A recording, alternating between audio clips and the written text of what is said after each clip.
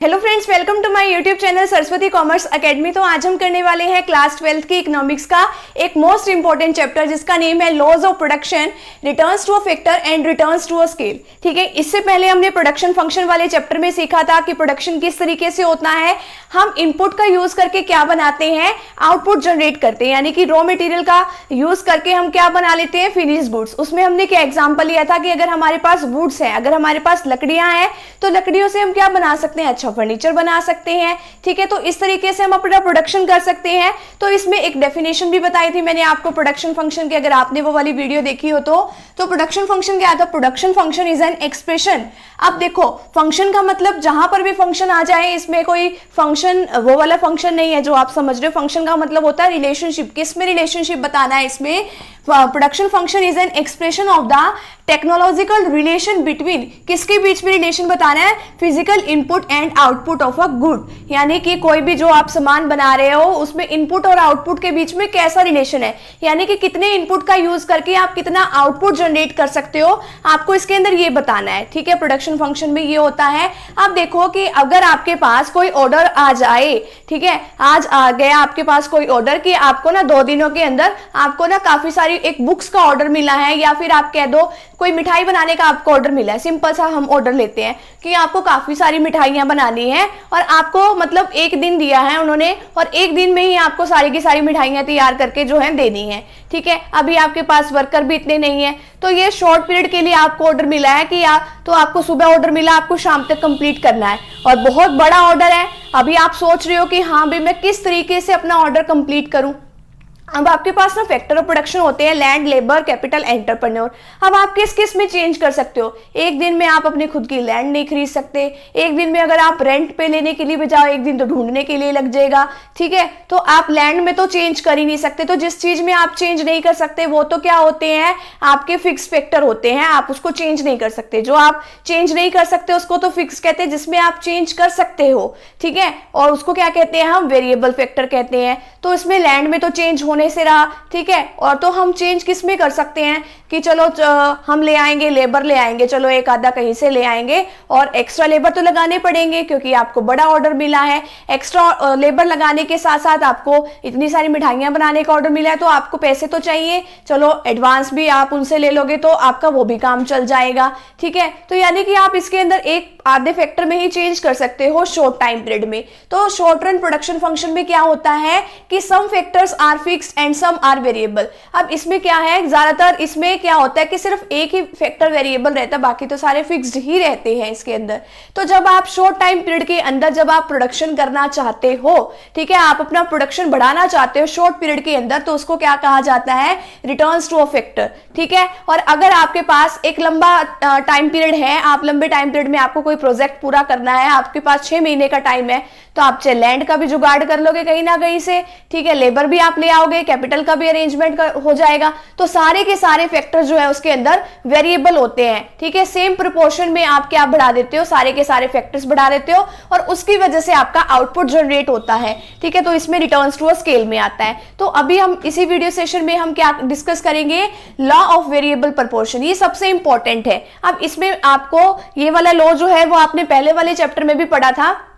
क्या पढ़ा था आपने, इट स्टेट दैट, ये क्या कहता है, as if we increases quantity of only 1 input keeping other input fixed, कि अगर हम सिर्फ एक इनपुट में चेंज करते हैं बाकी सारे फिक्स्ड रखते हैं, यानी कि सिर्फ एक ही वेरिएबल में चेंज करते हैं, बाकी सारे क्या है, हमारे फैक्टर सारे वेरिएबल हैं। तो टीपी जो है, टीपी का मतलब टोटल प्रोडक्ट, पहले तो क्या बढ़ेगा, बिल्कुल स्पीड से बढ़ेगा।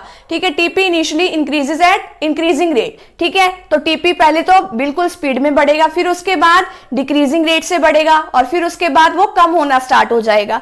अब आपके पास क्या है, आपके पास फैक्टर है, इसमें क्या कहा है कि आपके पास फैक्टर तो है, आपने कितने फैक्टर में चेंज किया, सिर्फ एक फैक्टर में चेंज किया है, बाकी सारे आपने क्या रखे हैं, आपने बाकी सारे फिक्स्ड रखे हैं। अब लैंड देखो, लैंड क्या है, अब शॉर्ट टाइम पीरियड में लैंड आपकी फिक्स्ड है। ठीक है, आपने 1 1 1 सारे उसमें लैंड रखी है। लेबर, लेबर क्या है, वेरिएबल फैक्टर है, आपने इसमें चेंज किया 1 2 3 4 5 6 7। ठीक है, अब टोटल प्रोडक्शन, अब देखो कि आपके पास क्या थी, जमीन थी। सबसे पहले केस में क्या होता है, इसके अंदर 3 केसेस बनते हैं। पहले केस में ना आपके पास जमीन तो थी, लेकिन जमीन होने के बाद आपके पास लेबर इतने नहीं थे कि वो उस पर काम कर सके। आपने चलो लेबर ले आए, लेबर लेके आने के बाद उन्होंने काम करना स्टार्ट कर दिया, तो उन्होंने जैसे ही काम करना स्टार्ट किया आपका प्रोडक्शन बढ़ेगा। अब देखो फर्स्ट केस में क्या है कि जब लेबर 1 थी तो प्रोडक्शन कितना कर रहे थे, वो 2। अब देखो जब लेबर आपने 1 से बढ़ा के 2 कर दी ना, यहाँ पे एक और लेबर ले आए तो उन्होंने प्रोडक्शन भी मतलब ज्यादा रेट से बढ़ाना स्टार्ट कर दिया। देखो डबल से भी 1 यूनिट फालतू बनाई है इन्होंने, ठीक है। तो 2 जब आपने लेबर लगाए तो आपका टोटल प्रोडक्ट कितना बना, आपका 5। जब आपने 3 लेबर्स लगाए, यानी कि पहले 2 थे, अब कितने हो गए, वो 3, यानी कि आप एक और लेबर लेके आए, तो 3 जब लेके आए तो प्रोडक्शन फिर से बढ़ा, 9 हो गया, ठीक है। अब देखो यहाँ पे आपका जो है लैंड का पूरा इफेक्टिव यूटिलाइजेशन जो है यहाँ तक तो बहुत अच्छे तरीके से हो रहा है। अब उसके बाद देखो, अब जब आप 4 लेबर लेके आए, यानी कि 3 से आपने लेबर 4 कर दी, तो आपका प्रोडक्शन बढ़ तो रहा है, यहाँ पे 11 तो हो गया 9 से, लेकिन देखो यहाँ तो 2 से 5 हुआ, 5 से फिर 9 हुआ, यहाँ से सिर्फ 9 से 11 ही हुआ, यहाँ तो सिर्फ 2 यूनिट्स बढ़ी है,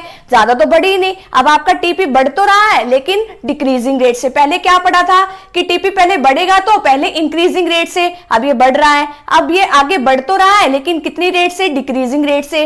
अब जब लेबर 4 से 5 हुई तो प्रोडक्शन सिर्फ कितने यूनिट का बढ़ा, सिर्फ 12। 11 से कितना हुआ, 12, तो ये भी डिक्रीजिंग रेट से ही बढ़ रहा है, बढ़ तो रहा है लेकिन डिक्रीजिंग रेट से, घटती दर से।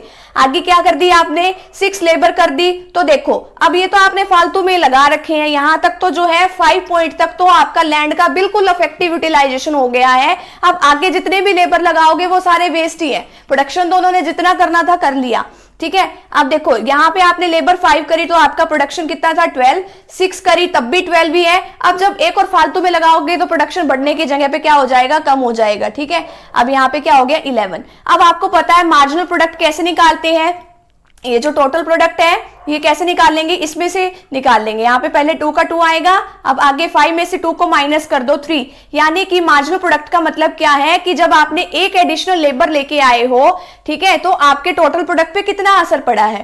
पहले प्रोडक्ट कितना हुआ था, 2, अब कितना बढ़ा है, 2 से कितना बढ़ गया, ये 3 यूनिट और बढ़नी स्टार्ट हो गई है। अब 9 से 5 माइनस कर दो तो कितना बढ़ा है आपका प्रोडक्शन, 4, ठीक है। 11 में से 9 माइनस करोगे तो 2 यूनिट से बढ़ा है, 12 में से 11 माइनस करोगे तो 1, 12 में से अब जो 12 है वो माइनस करोगे तो कितना आएगा, 0, और 11 में से 12 माइनस करोगे तो कितना आएगा, -1। तो पहले वाले केस में तो क्या है, ये टीपी जो है और एमपी इंक्रीजिंग रेट से बढ़ रहे हैं, ठीक है। फिर उसके बाद जो है डिक्रीजिंग रेट हो गया, फिर उसके बाद तो एक पॉइंट ऐसा आया कि जो हमारा एमपी है वो क्या हो गया है, नेगेटिव हो गया है, ठीक है। तो इस तरीके से आपको ये जो है बनाना है यहाँ पर। नेक्स्ट देखो इसमें डायग्राम में क्या बताया गया है। अब यहाँ पे ना एक्स एक्सिस पे आप ले लो नंबर ऑफ लेबरर्स और वाई एक्सिस पे आप ऊपर वाले डायग्राम में ले लो टीपी। टीपी का मतलब है टोटल प्रोडक्ट, और नीचे वाले में आप ले लो वाई एक्सिस पे एपी एंड एमपी, यानी कि average product and marginal product, और नीचे आपने लेना एक्स एक्सिस पे नंबर ऑफ लेबरर्स, ठीक है। आपके पास नंबर ऑफ लेबरर्स कितने थे, 1 से लेके 7 तक थे, तो यहां पर भी 7 तक बना लो और यहां पर भी 7 तक बना लो, 1-1 के गैप से। और आपके पास जो है टोटल प्रोडक्ट कहां तक है, मैक्सिमम 12 तक है, तो आप वाई एक्सिस पे 12 तक बना लो। और जो आपके पास जो एमपी है वो कितना है, मैक्सिमम 4 है, तो आप यहां पे जो है 4 तक आप यहाँ पे पॉइंट्स बना सकते हो। मैंने 6 तक ले लिए, चलो आप 4 तक बनाना चाहते हो तो 4 तक बना सकते हो। तो सबसे पहले जो है इसके अंदर 3 स्टेज बनेगी, वो आपको पता ही है। 3 स्टेज मैंने आपको यहाँ पर भी बता दी है। अब देखो कि यहाँ तक तो जो है आपका 9 तक तो प्रोडक्ट जो है अच्छे से स्पीड से बढ़ रहा था, लेकिन 9 के बाद फिर 11 हुआ ना। अब यहाँ पे तो देखो कि यहाँ पे तो 3 से बढ़ रहा था, फिर आगे 4 से बढ़ा, फिर आगे 2 से बढ़ तो रहा है, लेकिन क्या है, घटती दर से, डिक्रीजिंग रेट से बढ़ रहा है। तो यहाँ तक आपकी पहली स्टेज है। फिर उसके बाद क्या है, मैक्सिमम जहां पे हो गया है, मैक्सिमम होने के बाद यानी कि जो प्रोडक्शन है वो तो उतना का उतना ही है। आपने लेबर तो फालतू किया, लेकिन आपका प्रोडक्शन तो उतना ही है, आपका प्रोडक्शन तो नहीं बढ़ा। तो यहां तक आपकी सेकंड स्टेज है। फिर उसके बाद जो है जब वो बिल्कुल ही घट गया, ठीक है, जब वो घटना स्टार्ट हो गया तो वहां पे क्या आ जाएगा, तो वहां पे आपकी थर्ड स्टेज है। इसी तरीके से आपने इसमें भी थर्ड स्टेज, 3 स्टेज बनानी है। अब देखो कि यहाँ पे किस तरीके से मैंने ये प्लॉट किया है कि जब यहाँ पे जो है लेबर जो है, लेबर जब 1 है तो आपका टोटल प्रोडक्ट कितना है, 2। लेबर जब 1 है, ठीक है। अब यहाँ पे नंबर ऑफ लेबर है, तो पहले आपने ये बनाना है, जब लेबर 1 है ठीक है। अब यहाँ पे जब लेबर 1 है तो प्रोडक्शन कितना हुआ आपका, टोटल प्रोडक्ट 2। जब लेबर 2 है तो टोटल प्रोडक्ट कितना है 5। जब लेबर 2 है तो टोटल प्रोडक्ट कितना है 5 है यहाँ पर। जब लेबर 3 है तो टोटल प्रोडक्ट है 9। जब लेबर 3 है तो टोटल प्रोडक्ट है यहाँ पे 9। जब लेबर 4 है तो कितना है प्रोडक्शन 11।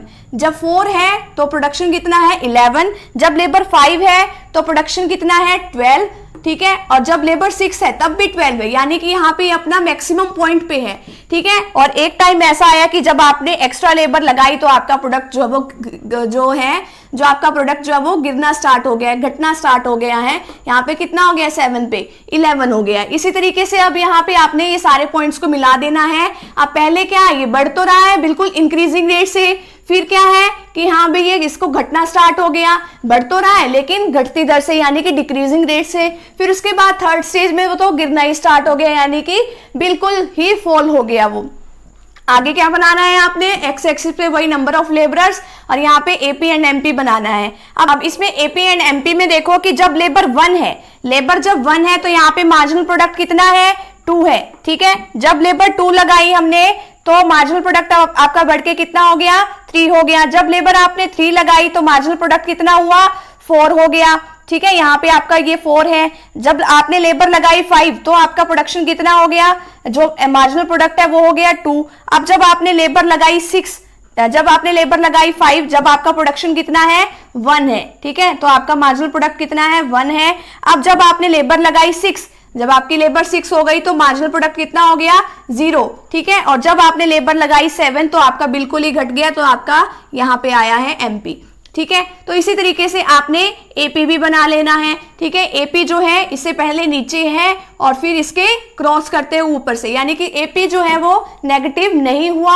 है यहाँ पर। अब यहाँ पे देखो कि आपने क्या बनाना है। अब आप ऐसे भी निकाल सकते हो, एपी को फॉर्मूला है जो टोटल प्रोडक्ट को अगर आप लेबर से डिवाइड कर देते हो तो आपका एपी भी आ जाएगा। अगर आपको इसमें भी बना के देखना है तो आप देख सकते हो, टीपी डिवाइडेड बाय लेबर, ठीक है। तो टीपी का मतलब क्या है, टोटल प्रोडक्ट। तो अब देखो यहाँ पे 3 स्टेजेस बतानी है आपने।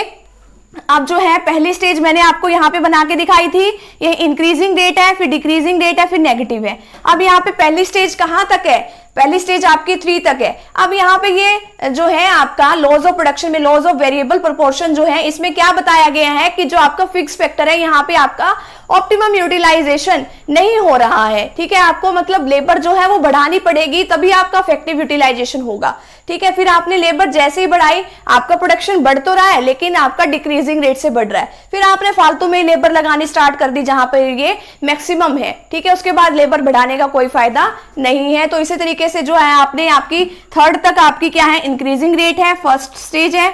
फिर उसके बाद क्या है सेकंड स्टेज आपकी कहां तक है 6 पॉइंट तक है। फिर उसके आगे वाली जो है वो थर्ड स्टेज है। अब इसमें देखो ये किस तरीके से है, TP rises at increases rate, MP increases.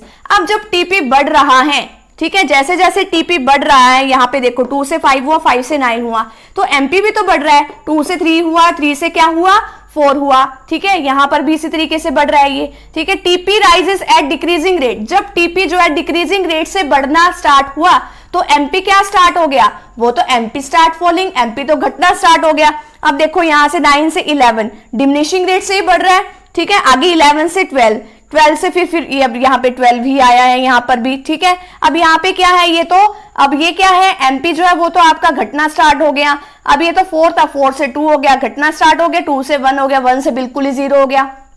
अब जब क्या बताया इसमें TP falls, MP falls negative. अब जब टीपी जो है वो कम होना स्टार्ट हो गया, ठीक है, मैक्सिमम से कम होना स्टार्ट हो गया, तो अब एमपी क्या होने लग गया, एमपी तो बिल्कुल ही क्या हो गया नेगेटिव हो गया। अब जब यहाँ पे ये जो है यहाँ पे अब टीपी जो है फॉल होना स्टार्ट हुआ है और एमपी नीचे क्या हो गया है 0 हो गया है, मतलब नेगेटिव हो गया है। और जब ये अपने मैक्सिमम पॉइंट पे आता है तब ये यहाँ पे क्या है, यहाँ पे ये एमपी 0 है। तो फटाफट से अभी आप इतने का स्क्रीनशॉट ले लीजिए, अभी हम आगे का पार्ट जो है वो डिस्कस कर लेते हैं। अब आगे क्या है इसमें, reasons for law of variable proportion में अब इसका जो फर्स्ट फेज है, ये वाला जो इसका फर्स्ट फेज है यहाँ पे, अब यहाँ पे क्या बताया गया है कि जब टीपी बढ़ रहा है ना, ठीक है, तो वो बिल्कुल इंक्रीजिंग रेट से बढ़ेगा। तो यही बताया ना पहले वाले में। अब ये ऐसा क्यों है, better utilisation of fixed factor. अब देखो कि जैसे जैसे आपके पास जो फिक्स्ड फैक्टर है, जो लैंड है, वो तो हमेशा फिक्स्ड ही रहती है अब इसमें शॉर्ट टाइम पीरियड के लिए।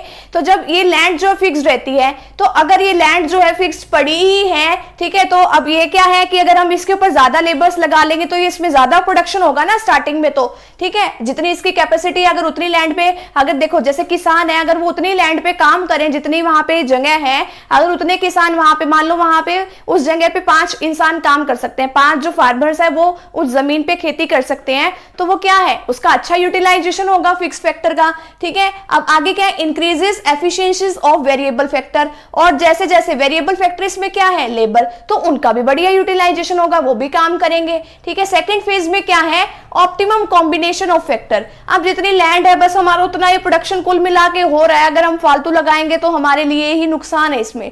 थर्ड फेज में क्या है कि अब जितने लोग, जितनी वो लैंड है उतने, मतलब वहां पे फार्मर मान लो वहां पे काम कर रहे हैं, उससे ज्यादा वहां पे लोगों की जगह नहीं है, अगर वो वहां पे लगे तो वहां पे वो काम बर्बाद करेंगे वहां का। तो वही हुआ कि जिस तरीके से वो लिमिटेशन है फिक्स फैक्टर की, अब लैंड तो बढ़ नहीं रही, इंसान बढ़े जा रहे हैं, यानी कि किसान जो है वहां पे फालतू में बढ़ रहे हैं, इतने लोगों की जगह तो है नहीं है, तो वो फालतू में क्या हो रहा है, अब जब वहां पे लोगों की जगह ही नहीं है, वो तो बातें मार के उनका भी टाइम वेस्ट करेंगे, तो उससे जो प्रोडक्शन है वो क्या हो जाएगा, कम हो जाएगा। ठीक है, तो यहाँ पे हमारा लॉज ऑफ वेरिएबल प्रोपोर्शन है वो यहीं पे कंप्लीट होता है। तो फटाफट से अभी आप इतने का स्क्रीनशॉट ले लीजिए।